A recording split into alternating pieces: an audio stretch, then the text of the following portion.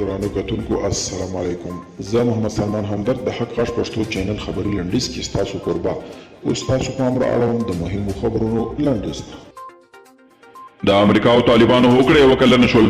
افغان دولت دغه هوکړه بې ګټې بللې او زیاته کړې ده چې د دوحې تړون هوکړه وروسته د افغانانو مرګ ژوبله تر ټولو لوړې کچې ته رسېدلې ده. د ملي امنیت شورا ویاند رحمت الله اندړ ویلي چې د دوحې هوکړه یوازې له امریکایانو سره اوربند ممکن کړی دي. امریکا وايي طالبانو د هوکړې مهمه برخه تر پښو لاندې کړې ده او القاعده سره اړیکې لري. ځانګړي څېړنیز راپور وايي امریکا په افغانستان کې د شل کلنې جګړې د پای لپاره له طالبانو سره کال وړاندې د سولې هوکړه وکړه. د دې هوکړې یوه ماده د القاعده په ګډون له بهرنیو جنګیالیو ډلو سره د اړیکو پرېکون دي. د افغانستان پخواني جمهور رئیس حامد کرزي د یووالي او بدلون خوځښت له یو شمېر غړو سره وکتل او د هېواد پر روانو حالاتو د سولې پروسې په باب یې خبرې ورسره وکړې.